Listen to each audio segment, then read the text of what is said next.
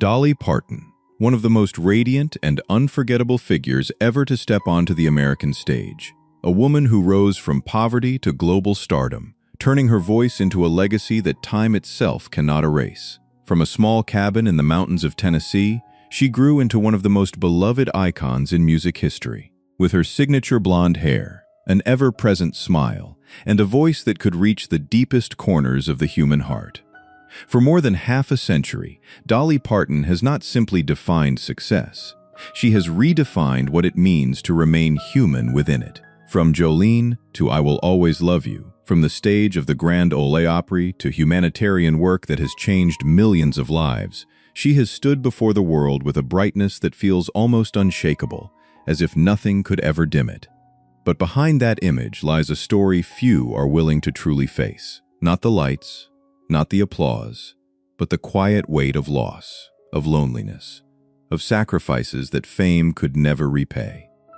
The world sees a legend who never stops smiling, yet so few understand the cost of always being strong, of always being the light for others, even in moments when your own world feels dim. Before we begin, if her voice has ever brought you comfort, if her story has ever touched something quiet within you, may you take a moment, not just to watch, but to hold a thought, a prayer, or a silent gratitude for a life that has given so much and asked for so little in return.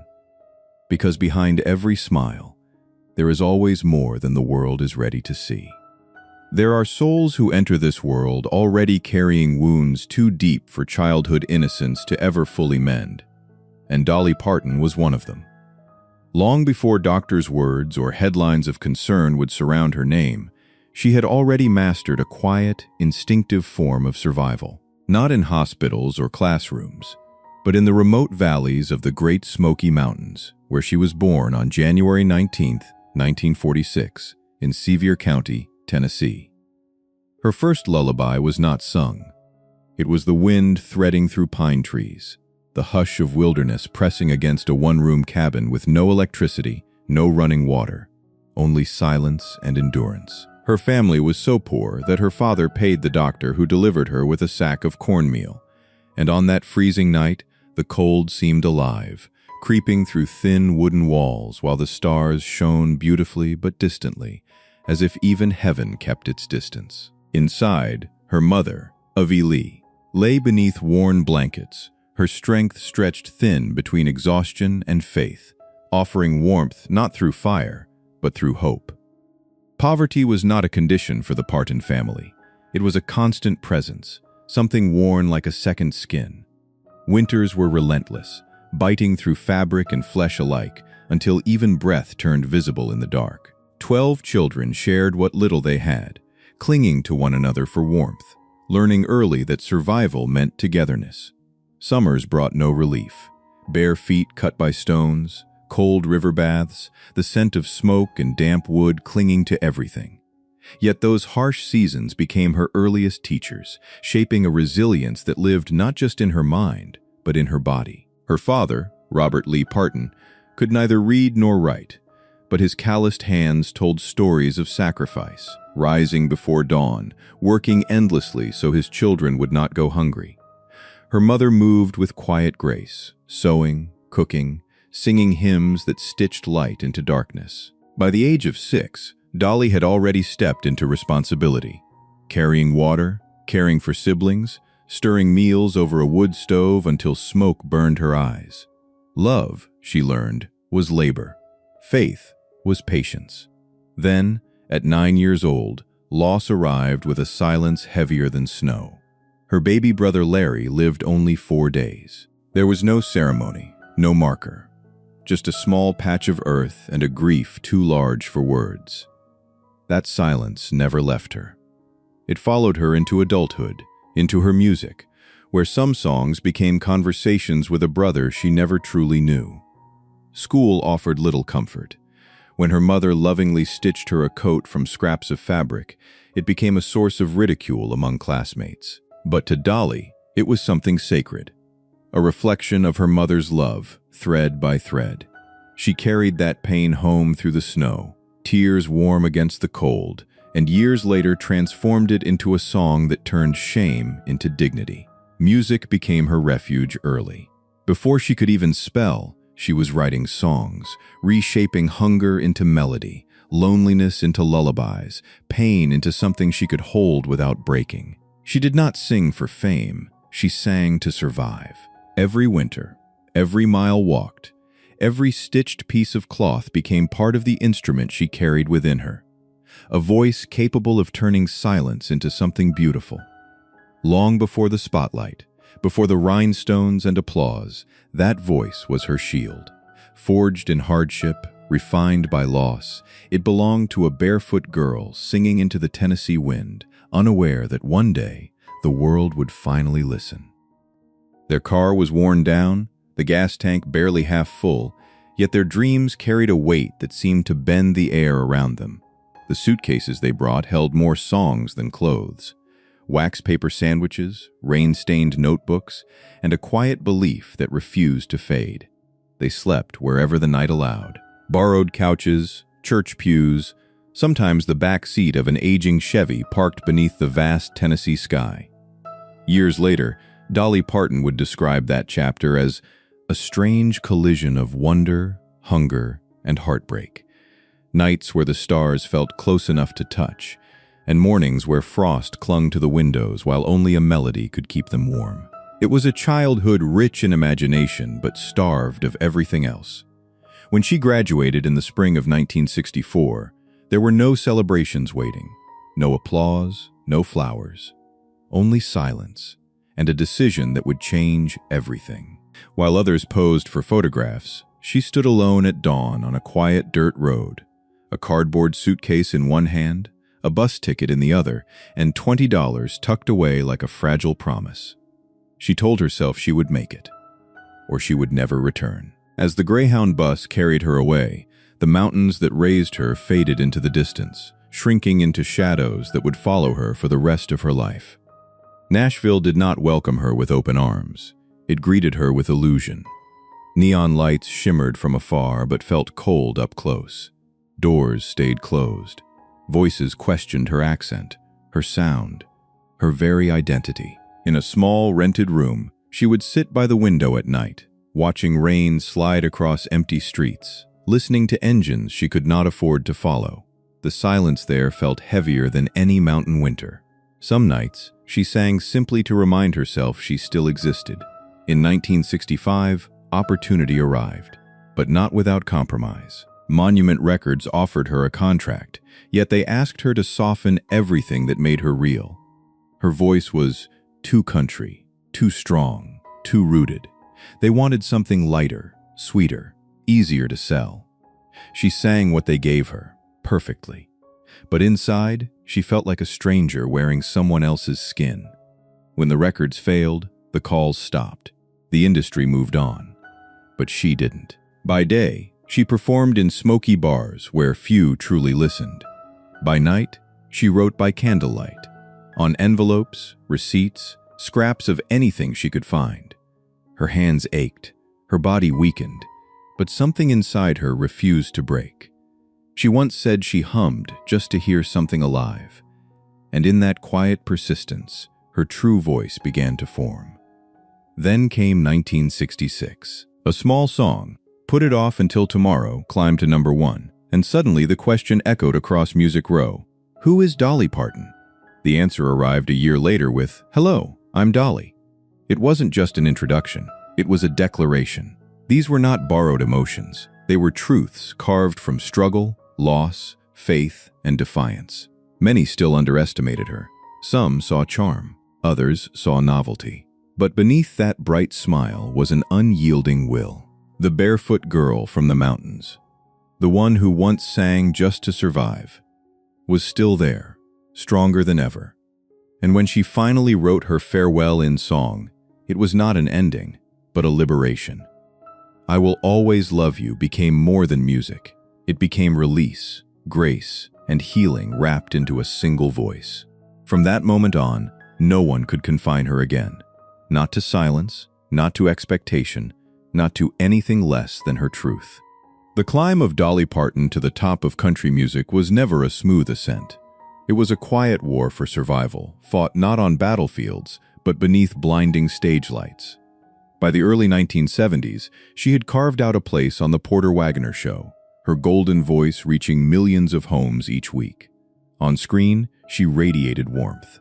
Bright, effortless, almost flawless. But behind that glow, something was beginning to fracture. With every song she wrote, the truth cut deeper. Her lyrics were too honest, too raw for an industry that preferred its women soft and agreeable. She later admitted she felt like she was standing in someone else's shadow, not with bitterness, but with exhaustion. Porter, Wagoner, both mentor and gatekeeper, could not see that the artist he helped shape had already outgrown the boundaries around her. She respected him, even loved him, but love could not breathe in confinement. By 1974, the decision she feared most became inevitable. She would leave, not out of rebellion, but necessity, survival.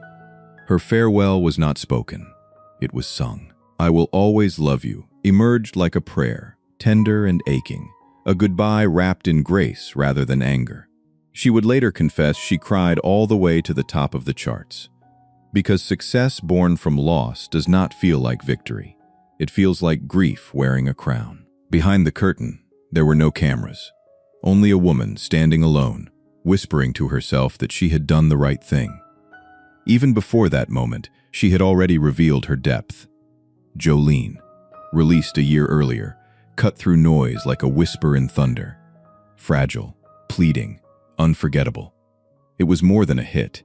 It was a mirror reflecting vulnerability few dared to show. Yet Nashville still tried to contain her, labeling her as novelty, sweetness, something easier to understand than the storm building beneath her smile. Her days were consumed by filming and performing. Her nights belonged to solitude, writing in dim rooms thick with fatigue, ink blurred from sweat and tears, coffee gone cold beside her trembling hands. She once said writing was how she fought her way through darkness, each melody a breath she refused to lose. There were nights she fell asleep sitting upright, guitar pressed against her body, its strings leaving marks like quiet proof that she had endured one more day. The mid-1970s pushed her to the edge. Endless tours, interviews, recordings that stretched until dawn. Her once clear voice grew strained, her body worn by exhaustion hidden beneath glitter and costume. She learned to disguise pain as brilliance, to turn fatigue into performance. Some nights, she would collapse in her dressing room, only to rise again with a smile, joking that she must have shined too brightly. But when the lights faded, her body trembled with the cost. Still, she refused to surrender her truth. When told to rest, she wrote. When told to compromise, she resisted harder.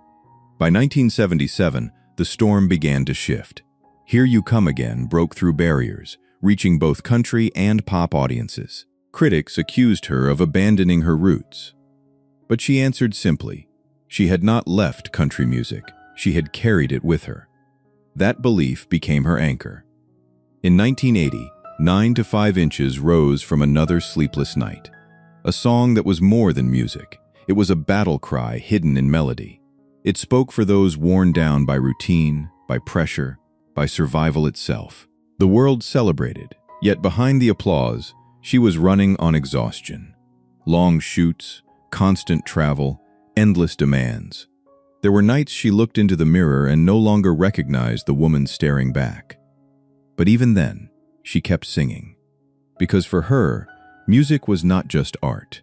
It was medicine, the only thing that kept her standing. As trends shifted in the 1980s, she did not chase them. She remained rooted in herself, choosing authenticity over acceptance. By the end of that era, she had not only reached the summit, she had reshaped it. Her voice became one of America's most enduring sounds, her songwriting a living archive of pain, resilience, and grace. And through every triumph and every scar, the barefoot girl from the Smoky Mountains never disappeared. She lived on in every note. Proof that even the deepest pain, when carried with truth, can be transformed into something almost sacred. There are lives shaped not by what is seen, but by what is quietly endured. And the story of Dolly Parton is one of those rare journeys where loss becomes the hidden architecture of greatness. At the center of her life lies a silence that began in childhood, when her baby brother Larry lived for only 4 days before slipping away without ceremony, without a grave that the world would remember. She was too young to understand death, yet old enough to feel its weight settle into her spirit. In that small mountain home, grief was never spoken aloud. It lived in her mother's eyes, in her father's relentless labor, and in the quiet awareness of a child who learned that love could vanish without warning. As the years passed and her name rose to extraordinary heights, that early wound did not disappear. It transformed. It became the subtle tremor beneath her voice, the emotional truth that made strangers feel something they could not explain. When she sang songs of love and goodbye, the tenderness reached deeper than any stage or spotlight. It came from a place rooted in memory, in absence, in a bond that never had time to fully exist. She would later admit, almost in a whisper, that perhaps every song she had ever sung was, in some way, for those she had lost. This quiet grief became the foundation of her artistry. It gave her music an authenticity that could not be manufactured, a warmth that felt like home to millions. Her greatest achievement was never the applause or the awards, but the rare ability to transform pain into grace. Each lyric became a kind of restoration, a way of returning something to the world that life had once taken from her. She understood, from a young age, that love and loss are inseparable threads, one breaking, the other repairing, and that beauty often emerges from that fragile balance. At the heart of her emotional world stood her mother, Avi Lee, a woman whose quiet strength shaped everything Dolly would become. She turned scarcity into dignity, hardship into resilience, and through her, Dolly learned that gentleness could be its own form of power. But when her mother passed, something inside her dimmed in a way no audience could ever see. The smile remained, the laughter continued, but beneath it all was a silence she could not escape. She once described it as if the sun had set within her, a darkness that did not erase her light, but softened it. Even the symbols of her childhood changed meaning. The coat of many colors, once a story of pride and survival, became something far more personal, a living memory of her mother's hands, her voice, her love. Singing it became an act of vulnerability, almost a reopening of a wound that time had not fully healed. And yet, through that pain, she found a kind of reconciliation, not by forgetting, but by carrying those memories forward in a different way. Her journey was also marked by profound connections that shaped her creatively, none more quietly significant than her bond with her brother Floyd. Together, they shared a musical language that required no explanation, finishing each other's thoughts through melody and rhythm. When he passed away, that harmony was broken in a way that could not be repaired. It was not a loss that demanded headlines, but one that left a deep and private silence, like a song that could no longer be completed. And then came a different kind of heartbreak, the loss of her young niece, a tragedy marked by struggle and quiet despair. It was a reminder that even a life devoted to healing others through music could not protect those closest to her from pain. She gave everything she could, support, hope, even personal sacrifice. But some battles could not be won. This loss did not arrive with spectacle.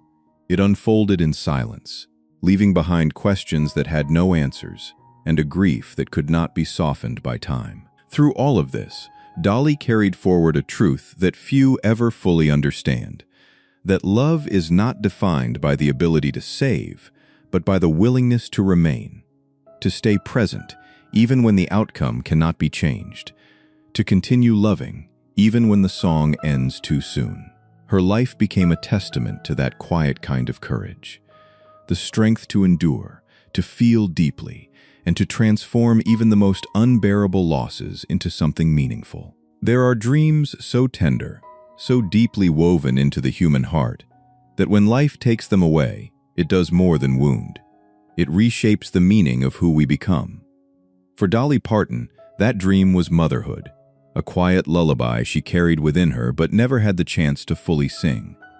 When she married Carl Dean in 1966, her vision was never about fame or flashing lights. She imagined something softer, a home filled with warmth, the scent of baking drifting through the air, tiny shoes by the door, and a child's voice calling her Mama.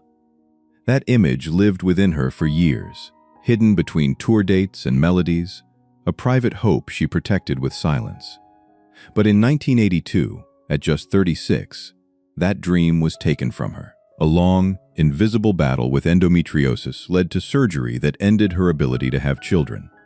When the hospital lights dimmed and the world outside kept moving, she was left in a stillness no applause could ever fill. It wasn't just the loss of a possibility. It was the quiet collapse of a future she had built in her heart since childhood.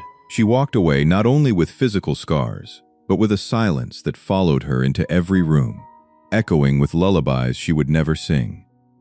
In that silence, everything changed. The life she once imagined was replaced by absence. No laughter down the hall, no small arms wrapped around her, no whispered goodnights. For a woman who had always turned pain into music, this became the one song she could not finish. And yet, she refused to let that loss define her. Instead, she gathered the broken pieces of that unspoken love and offered them outward, to her family, to children she would never meet, and to the world through her imagination library, giving books, hope, and belonging to millions. Still, the ache never fully disappeared. It returned in quiet, ordinary moments. A child's laughter in the distance, a lullaby drifting through the air, a glimpse of a life that might have been. She rarely spoke of it, and when she did, it was without bitterness, only a gentle acceptance that some dreams are meant to grow in unexpected ways. The love she once imagined for one child expanded into something far greater, reaching beyond anything she had once dreamed. Behind her radiant public image, another struggle unfolded. Years of relentless work, sleepless nights, and constant demands began to take their toll. What began as exhaustion became something far more serious. Her body, once her greatest instrument, turned into a place of pain. The diagnosis was not just physical, it felt like betrayal. Yet she continued to stand beneath the lights, smiling, performing, giving everything she had while hiding what no one could see. Eventually, even her strength reached its limit. The surgery that saved her life also forced her into a quiet, emotional collapse. The joy she once found in music faded, replaced by a numb emptiness she struggled to understand. She withdrew from the world, her light dimmed, her spirit heavy, until one night, in complete silence, she found herself on the edge of something darker. And then, something small brought her back. Her dog, Popeye, appearing with nothing but presence and unconditional love. In that simple moment, she realized she still wanted to stay, still wanted to live. The road back was slow and uncertain. She turned to faith, to reflection, and eventually to music again. Not for success, but for survival. The songs that followed carried a deeper truth, shaped by struggle and quiet resilience. Looking back, she would call it one of the most humbling chapters of her life, one that stripped away illusion and revealed something more honest beneath. Because in the end, her story is not about a life untouched by pain, but about a life that chose to rise through it. She learned that strength is not the absence of suffering, but the courage to continue despite it, to keep singing, even when the melody feels broken. And in doing so, she became more than a legend. She became a voice for anyone who has ever felt lost in silence, proving that even in the darkest moments, something within us can still choose to endure. For Dolly Parton, that anchor for decades was one man, Carl Dean, the only place she could truly come home to. The world saw her as an icon. Glittering gowns, roaring crowds, a voice that traveled across continents. But to him, she was simply the woman in a faded house robe, humming softly in the kitchen at dawn, her laughter echoing through quiet halls. He never called her a legend. He called her my girl. In a life built on performance, he was her silence, her truth. While cameras flashed and audiences cheered, he remained in the background, content to let the world take what it needed while he protected what mattered most. For nearly 60 years, he was her shelter in every storm, her refuge when the noise of fame became too loud. And then, in 2025, That refuge disappeared. At 82, Carl passed away peacefully in their Nashville home, the same home where they had shared quiet mornings and whispered prayers before sleep. There were no headlines loud enough to capture what followed, only the unbearable stillness of a space that had lost its heartbeat. That silence was not dramatic. It was devastating in its quietness. Friends would later say she didn't just lose her husband. She lost the only version of herself that existed before the world turned her name into something larger than life. In the days that followed, she withdrew behind closed curtains. Calls went unanswered. Meals sat untouched. Even music, the force that had carried her through every other loss, felt distant. She would pick up her guitar, strum a chord, and feel it vanish before it could become sound. It was as if the songs themselves had left with him.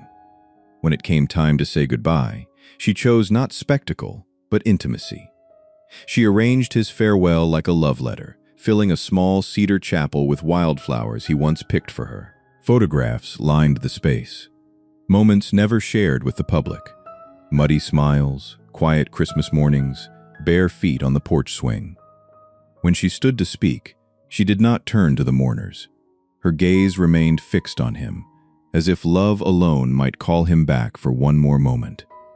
Her voice trembled, not from fear, but from the weight of a lifetime held inside. She thanked him not for the grand years, but for the smallest things. For loving her when she was not Dolly Parton, for protecting her from a world that often only saw the surface. Then she unfolded an old letter he had written long ago.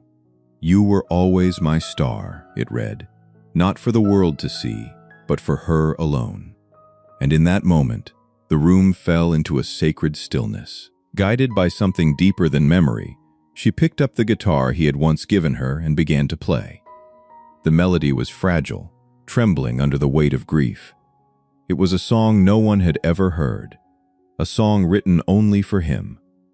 By the final note, her voice broke, and tears filled the room. Not because they were witnessing a legend, but because they were seeing a woman, human, grieving, yet still standing. In the weeks that followed, loneliness settled into her life like a quiet shadow. Each morning, she placed 2 cups on the table before remembering there was now only one. Each night, she whispered goodnight into the dark, not out of habit, but because love does not end with absence. It lingers. In the air, in memory, in the spaces between heartbeats. Carl's passing was not just the loss of a partner. It was the quiet collapse of the one place she had ever belonged without effort. And now, in the stillness of the home they built together, she continues to walk those halls, carrying both love and longing. Even as her body grows more fragile and her voice softer, something within her remains unchanged, the devotion that never fades. Now, Dolly Parton.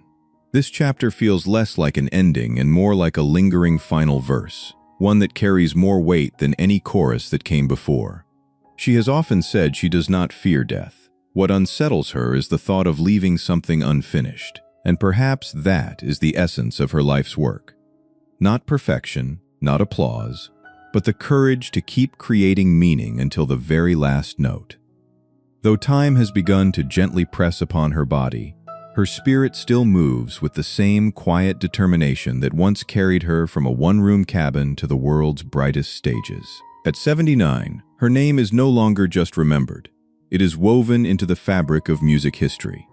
Yet inside her Brentwood home, where she spent nearly 6 decades with Carl Dean, the most powerful presence is no longer her voice, but the absence of his. The rooms remain beautiful, untouched, filled with light and memory, but the silence now has weight. It is the kind of silence that reminds you not of what is there, but of what is gone. Everything appears unchanged on the surface. The gardens still bloom with quiet defiance. Sunlight still spills across marble floors as if nothing has shifted. But small details tell another story. One rocking chair moves gently in the wind, while the other remains still. His boots rest near the door, polished but unworn. A folded newspaper waits where it always did, untouched by the hands that once reached for it. These are not just objects. They are echoes of a life shared. Each morning, She wakes before the sun rises, guided not by routine, but by memory. In the kitchen, she prepares 2 cups of tea out of instinct, pausing only when she remembers there is now just one. The quiet clink of a spoon becomes a rhythm of its own, a fragile reminder that love does not disappear. It lingers in the smallest gestures. Often, she walks to the small cedar chapel on the edge of the property, where the air holds the scent of wood and whispered prayers. There, she sits alone, humming songs meant for no audience, melodies shaped by love, loss, and everything in between. Yet even in solitude, her heart remains expansive. Without children of her own, she has poured her love outward, into family, into her goddaughter Miley Cyrus, and into millions of children through her imagination library, placing books into young hands across the world. She continues to write, to give, to create, not driven by success, but by purpose, because she no longer measures her life in achievements, but in the quiet impact of what she leaves behind. Time, however, leaves its mark. Her steps are slower, her voice softer, her breath more deliberate. Performances have been postponed, and those closest to her quietly ask for prayers. She calls this season her time of stillness, not as surrender, but as acceptance. Even now, she cannot remain idle. Between rest and reflection, she returns to her writing room, a space filled with guitars, photographs, and memories, and continues to create, not for the world, but for herself. In this quieter phase, her music has changed. It is no longer about performance. It feels more like prayer. Each note carries the weight of a life fully lived, each lyric a reflection of endurance, faith, and love that refuses to fade. Even as her body slows, something within her continues to move with unwavering rhythm, a rhythm shaped by resilience and grace. Her story has never been just about success. It is about survival, about choosing kindness over bitterness, faith over fear, and love over everything else. From the mountains of Tennessee to the grandest stages in the world, she has carried the same truth, that strength is not the absence of struggle, but the willingness to keep going despite it. And now, as she steps into this fragile, deeply human chapter, the world watches not with curiosity, but with gratitude. Because what she has given cannot be measured in numbers or awards.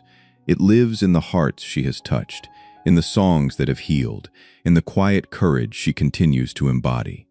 Because one day, the world may grow silent, but voices like hers do not disappear. They remain, soft, steady, and eternal, reminding us that some songs are not meant to end, only to echo.